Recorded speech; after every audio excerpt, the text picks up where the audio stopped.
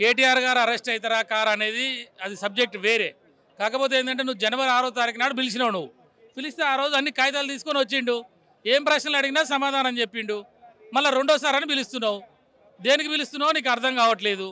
ఆ రోజు నువ్వు ఎందుకు 4 గోడల మధ్యలో ఎందుకు చర్చలు? నువ్వేమడుగుతావు అడగదలుచుకున్నది అసెంబ్లీ కాల్ఫర్ చేయమన్నాడు కేటీఆర్ గారు.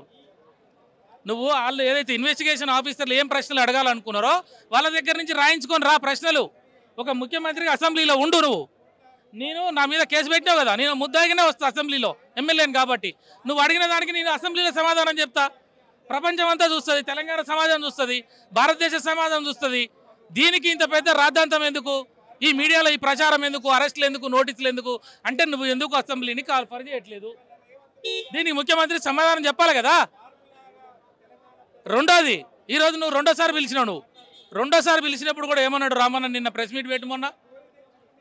ఇవాళ ఒక నాయకుడు, రాజకీయ నాయకుడి మీద అవినీతి జరిగిందనో, కుంభకోణాలు జరిగినాయనో, పైసలు తిన్నాడనో కేసులు పెడితే ఈ దేశంలో ఎంక్వైరీ ఎఫ్ఐఆర్ చేసిన తర్వాత ఎంక్వైరీ చేసే సంస్థలు సిబిఐ ఉంటుంది నేషనల్లో, ఇక్కడ ఏసీబీ ఉంటుంది, తర్వాత ఎన్ఫోర్స్మెంట్ ఉంటుంది, తర్వాత విజిలెన్స్ ఉంటుంది.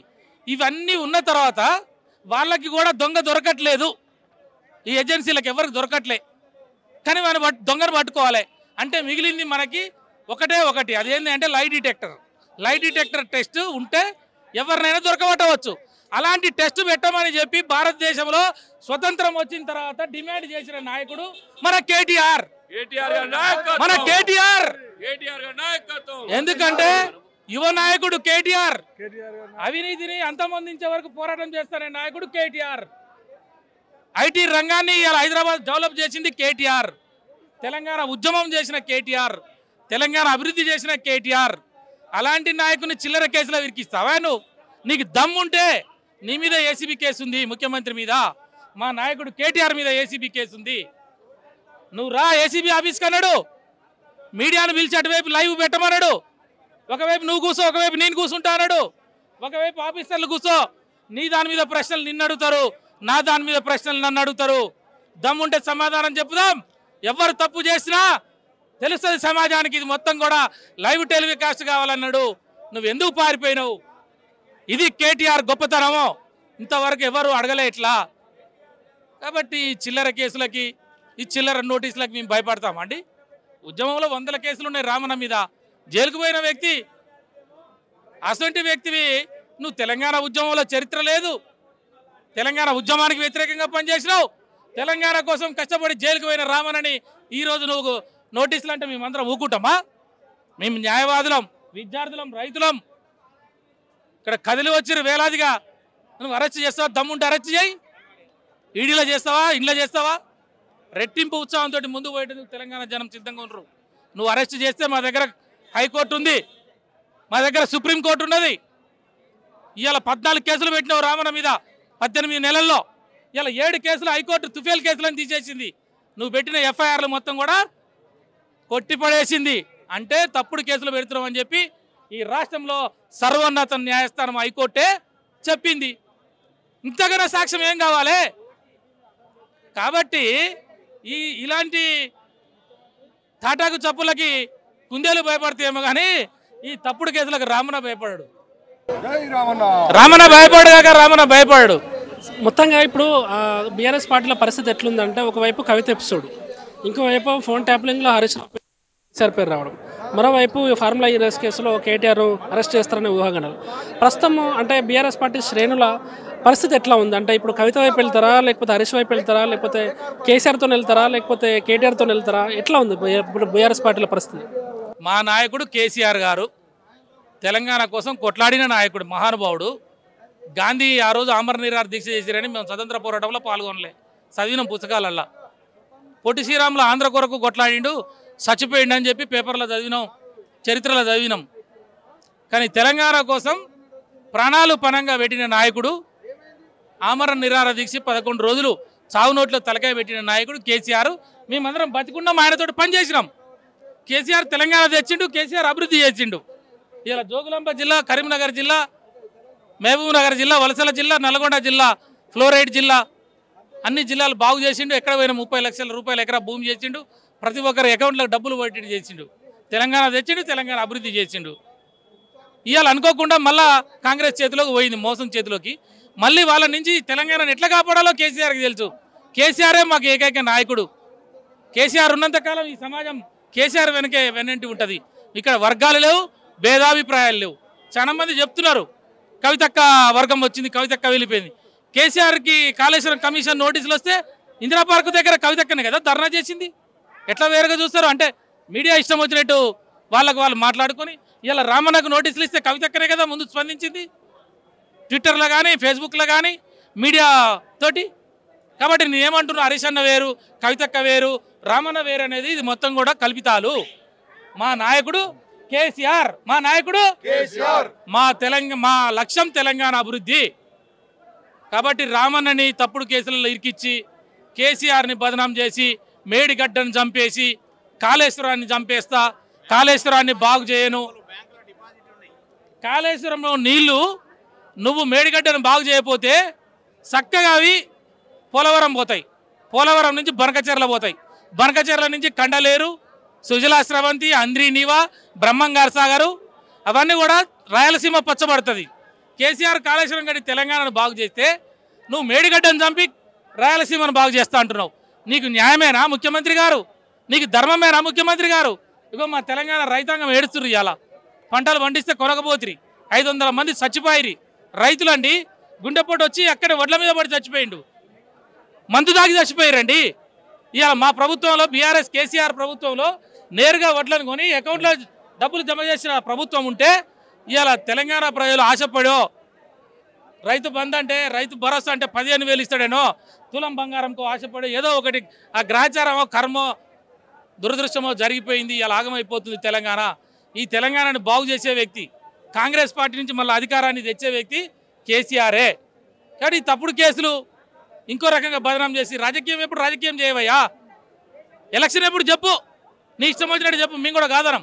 కానీ అభివృద్ధి కాడికి వచ్చేసరికి ఈ గోదావరి నీళ్ళు ఆపు, ఈ ఫార్ములా అనేది తప్పు అని చెప్పి ప్రపంచంలో కేసీఆర్ని బదనాం చేయాలని చెప్పి హైదరాబాద్ బ్రాండ్ ఇమేజ్ని పోగొట్టకు. వేరే కంపెనీలు రావు, పెట్టుబడులు రావు, తెలంగాణ యువత ఆగమైపోతుంది. ఇది మా బాధ ఉద్యమకారులుగా. రైతాంగం ఆగమైపోతుంది నీళ్లు లేకపోతే.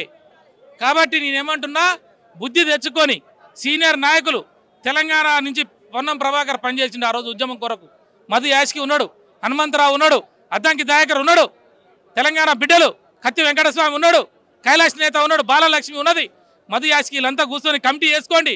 ఆయనకి తెలియకపోవచ్చు చంద్రబాబు నాయుడు సంకలు ఉన్నాడు కాబట్టి ఆయన మా గురువు అంటున్నాడు. మోడీ నేను పాఠం చెప్పిండి అంటున్నాడు. ఇలా చంద్రబాబు మోడీ సంకలు ఉన్నాడు.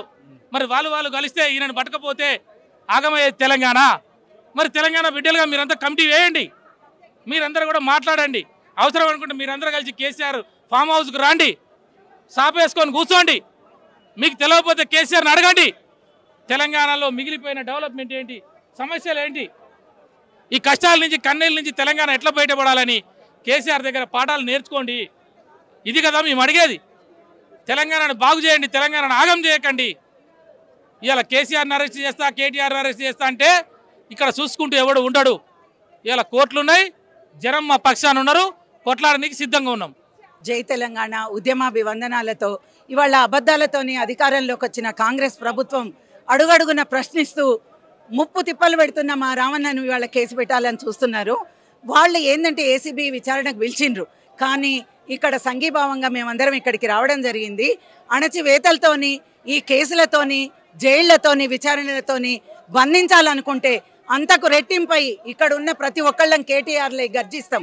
ఎందుకంటే లగచెర్ల రైతుల కోసం, ఇక్కడున్న హైడ్రా వాళ్లకు, హైడ్రా బాధితుల కోసం, అందరి కోసం కష్టపడ్డది మా రామన్న, మా అధ్యక్షుడు, పార్టీ అధ్యక్షుడు. ఇక్కడ రేవంత్ రెడ్డి గుర్తు పెట్టుకోవాల్సింది ఏంటంటే ఫార్ములా ఈ రేస్ అనేది తెలంగాణ బ్రాండ్ ఇమేజ్ పెంచడానికి తీసుకొచ్చింది మాత్రమే, కానీ దాంట్లో ఎటువంటి దురుద్దేశం లేదు. అధికారులు డబ్బు వాళ్లకు సంబంధించిన విషయం, డబ్బు ఎక్కడికి ట్రాన్స్ఫర్ అయింది, వాళ్లకు డైరెక్ట్ హవాలా ద్వారా కాదు కదా అయ్యింది, డైరెక్ట్ అకౌంట్లకే ట్రాన్స్ఫర్ అయింది. ఈ విషయాన్ని కూడా ఆలోచించాలి. ఈ 16-17 నెలల పాలనల రేవంత్ రెడ్డి రైతులు అరిగోసపడుతున్నారు, వాళ్లకు నీళ్ళెట్లియాలని ఆలోచించు. కళ్యాణ లక్ష్మి లేదు, నీ తులం బంగారం లేదు, తులం ఇనుము కూడా లేదు. ఈ విషయం గురించి ఆలోచించు. అంతేగాని నిన్న నువ్వు అందాల పోటీలను తీసుకొచ్చినావు, ఎవరిని ఉద్ధరించడానికి తీసుకొచ్చినావు? ఒక ఇంగ్లాండు ఆ అమ్మాయి పాల్గొనడానికి వచ్చిన మిస్బిహేవ్ చేసిందని తెలంగాణ పరువు మొత్తం ప్రపంచవ్యాప్తంగా బజార్న పడేసిపోయింది. ఈ ఫార్ములా ఈ రేసులో అట్లేమన్నా రావన్న చేసిండా? 700 వృద్ధి రేటు పెరిగింది, 700 కోట్ల వృద్ధి రేటు పెరిగింది. సినిమా హాళ్ళు అనుకోండి, హోటళ్ళు అనుకోండి, రెస్టారెంట్లు అనుకోండి, కిక్కిరిసి మన కోసం ఇవాళ తెలంగాణ హైదరాబాద్ బ్రాండ్ ఇమేజ్ పెంచిన గొప్ప వ్యక్తి. ఆయనను విచారణ పిలవడం అనేది నిజంగా విచారకరం. ఇక్కడ రేవంత్ రెడ్డి గారు గుర్తు పెట్టుకోవాల్సిన ఒక విషయం ఉన్నది. నిన్న అవార్డులు ఇచ్చిన గద్దర్ అవార్డులు ఇచ్చిండ్రు. గద్దర్ అవార్డులు ఇచ్చినప్పుడు విప్లవోద్యమానికి పురుడు పోసిన గొప్ప నేత, పొడుస్తున్న పొద్దు మీద నడుస్తున్న కాలమా అని గర్జించిన వ్యక్తిని ఓకే అంటే ఓయో హోటల్కి వస్తా అని మరముళ్ళ భోగముళ్లతో తీసుకొచ్చి ఇక్కడ రికార్డింగ్ డ్యాన్స్ ట్రూపులతోని పాటలు పెట్టి అవార్డులు ఇచ్చిండు. నువ్వు ఇచ్చిన అవార్డు మీద అసలు గద్దర్ ఫోటో ఉందా అని నేను అడుగుతున్నా. గద్దర్ ఉద్యమించింది దేనికోసం? ఆయన అవార్డు మీద నువ్వు చెద్దరు కప్పినవు. నువ్వెక్కడో మారుమూల గ్రామం నుంచి వచ్చి ఒక ముఖ్యమంత్రిగా నిలబడ్డవి. ఇవాళ కేసీఆర్ గారి కంటే గొప్పగా పరిపాలన చేసి చూపించు. అంతకంటే మంచిగా పరిపాలన చేసి ప్రజల మెప్పు పొందడానికి ట్రై చేయి. అంతేగాని అనుక్షణం ఈ విచారణలు, మొన్న బాపును కూడా విచారణకు పిలిచినావు. కాళేశ్వరం నీళ్ళిచ్చి ఆదుకున్న వ్యక్తి బాపు కేసీఆర్. ఆయనని విచారణ పేరు మీద తీసుకొచ్చినావు. హరీష్ అన్నని తీసుకొచ్చినావు. ఇవాళ మళ్ళీ రామన్నని తీసుకొచ్చినావు. కానీ ఎవ్వరం భయపడలేదు. నీ డ్రామాలు మాకు తెలుసు. స్థానిక ఎన్నికల ముందర ఇదంతా చేస్తే ఓటింగ్ లేదన్న మార్పు వస్తుంది అనుకుంటున్నావు. కానీ ప్రజలు మొత్తం ప్రతి విషయాన్ని గమనిస్తున్నారు. ప్రజలంతా బాపు కేసీఆర్ వైపే ఉన్నారు. అడుగడుగున నిన్ను నిలదీస్తారు. ఇప్పటికే ఊర్లలోకి వస్తున్న ఎమ్మెల్యేలకు చెప్పులు కొడుగుడ్లు తీసి తన్ని పంపిస్తున్నారు.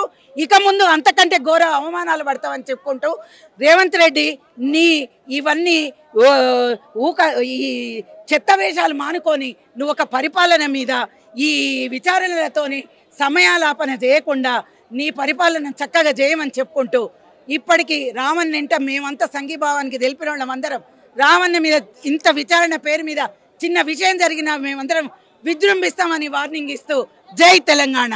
Please subscribe to the channel and download the Politicos app from the links in the description.